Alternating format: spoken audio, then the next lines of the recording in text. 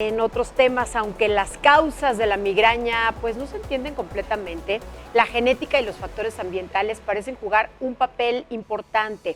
Los cambios en el tronco encefálico y sus interacciones con el nervio trigémino, una importante vía de dolor, pues podrían estar involucrados, relacionados. También podrían existir desequilibrios en las sustancias químicas cerebrales, incluida la serotonina, que nos ayuda a regular el dolor en el sistema nervioso. Vamos a escuchar. La migraña puede causar dolor pulsátil intenso o una sensación de latido en la cabeza, generalmente de un solo lado. Con frecuencia, suele estar acompañada de náuseas, vómitos y sensibilidad a la luz, así como al sonido.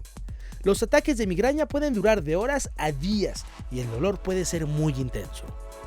Algunas personas pueden experimentar un síntoma de advertencia conocido como aura, que ocurre antes o con el dolor de cabeza.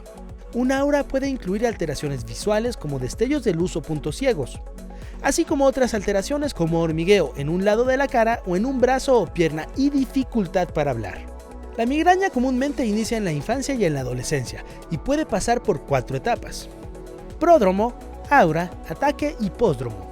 Cabe señalar que no todas las personas que tienen migrañas pasan por todas las etapas, aunque generalmente las migrañas no se diagnostican ni se tratan. En caso de que se presenten signos y síntomas de migraña, se recomienda llevar un registro de los ataques y cómo es que se trataron, para luego programar una consulta con el médico para hablar sobre los dolores de cabeza. Heraldo Media Group. Y ya está aquí con nosotros, le doy la más cordial bienvenida a la doctora Karina Vélez. Ella es presidenta de la Asociación Mexicana de Cefaleas y Migraña. Bienvenida, doctora. ¿Cefalea es correcto decirlo? Sí. ¿O cefalea? Cefalea. Cefalea. Cefalea, decimos cefaleas, que es la palabra técnica de dolor de cabeza, ¿no? Y uno de los dolores de cabeza más frecuentes es la migraña, que no solamente es dolor de cabeza. Y escuchaba hace unos momentos que tú decías que también hay otras enfermedades, pero la enfermedad neurológica más frecuente y más incapacitante es la migraña. ¿Podríamos decir, doctora, que una migraña no se trata o no es un simple dolor de cabeza, como muchas personas pueden llegar a confundirlo o a creerlo, ¿no? Así es. Tristemente, el paciente a veces llega y te dice que mi dolor de cabeza es normal, cuando debemos de considerar que ningún dolor de cabeza es normal comparado con la migraña. La migraña tiene ciertas características clínicas que nos van a hacer el diagnóstico, como tú decías también. ¿Cuáles son? Como esa molestia a la luz que llamamos fotofobia, ¿no? Estar en estas luces aquí, por ejemplo, a veces desencadena el dolor a los pacientes o les molesta estar trabajando. Los olores, ¿no? ¿Cuántas veces un perfume también te lo detona y evitan usar perfumes o estar en lugares donde hay mucha gente que lo utiliza? Los ruidos, ¿no? Las llamamos sonofobia, el ruido. Y además son dolores de cabeza intensos. Cuando preguntamos qué tan intenso es, del 0 al 10, te dicen 7, 10 o más, ¿no? ¡Wow! Muy intenso. Muy intensos, puede haber náusea y dependiendo de la intensidad viene el vómito. Y además se incrementa si tú te agachas o haces algún esfuerzo mental. Eso es la migraña. No solamente es un dolor de cabeza, actualmente debe considerarse como la enfermedad neurológica más frecuente y incapacitante. ¿Qué detona la migraña, doctora?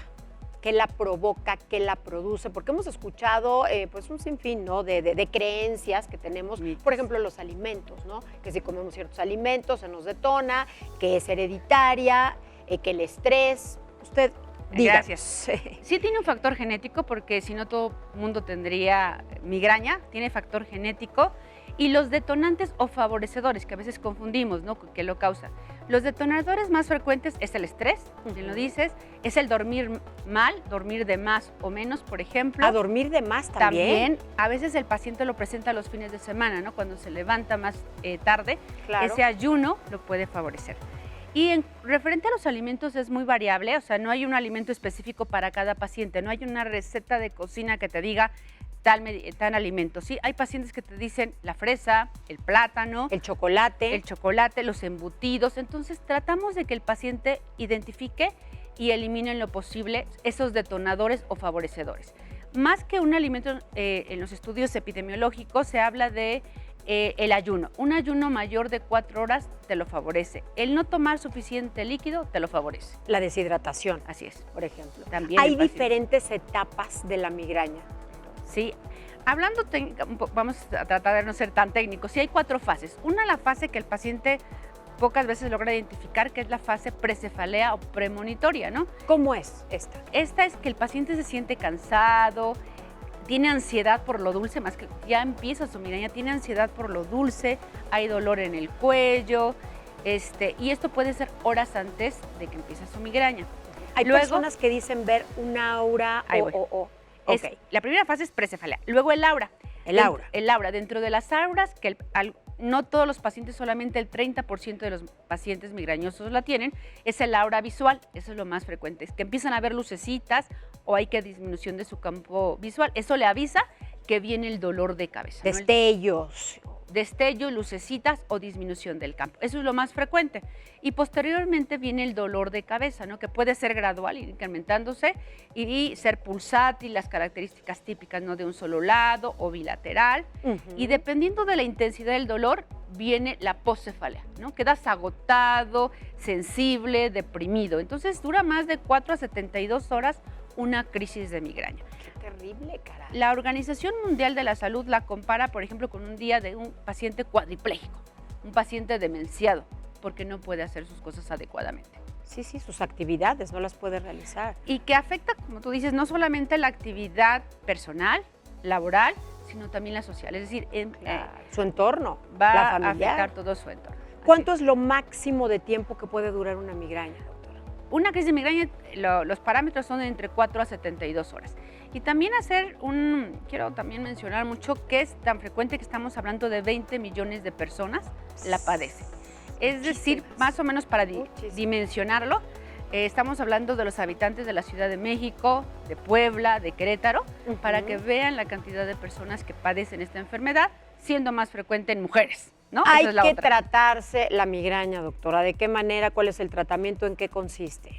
Bueno, hay varios tipos de tratamiento. Uno, el tratamiento con no medicamentos, ¿no? Tener buenos hábitos del sueño, comer adecuadamente a tus horas, entre otros. No estresarse tanto. Hacer ejercicio, o sea, como todas las enfermedades, el ejercicio va muy de la mano, ¿no? Entonces, para manejo de estrés. Otro es el tratamiento cuando te da la crisis, ¿no? Cuando te duele la crisis, vas a tomar un analgésico, lo más específico. Y lo que ahora estamos muy emocionados en México es que hay un nuevo tratamiento preventivo. ¡Ay, qué maravilla! Háblenos de él. Científicamente fue diseñado, o sea, anteriormente sí teníamos medicamentos preventivos, pero no habían sido diseñados para la enfermedad, referente a la fisiopatología o lo que pasaba en la migraña. Sí. Este nuevo tratamiento, ¿qué es preventivo? También tenemos que aclararlo. Preventivo es aquel medicamento que te va a disminuir la frecuencia, es decir, que sean menos frecuentes, que sean menos intensas y que tomes menos analgésicos. Entonces, este nuevo tratamiento preventivo es selectivo para la enfermedad de la migraña y además se va a aplicar mensualmente. Es otra gran ventaja que tiene sobre los medicamentos que tenemos ahora. Se aplica al mes. ¿Cómo se aplica? En forma subcutánea. Aquí sí te pediríamos mucho que fueran al médico neurólogo para que lo primero que tenemos que hacer es un buen diagnóstico. Claro, una valoración. Una revisión neurológica completa y posteriormente dar el tratamiento adecuado a cada paciente. Claro, pero en este caso este nuevo tratamiento lo vamos a utilizar para migraña, vamos a hablar porque hay varios tipos de migraña, llamamos migraña episódica o migraña crónica. Episódica es cuando tienes menos de 15 crisis de episodios al mes. ¿Te imaginas cuántos? La mitad de tu mes. Son muchísimos. ¿Sí? Y crónica, que es lo que estamos evitando, la cronificación, es que sea más de 15 días al mes. ¿Es importante llevar un registro de estas crisis? Claro que sí.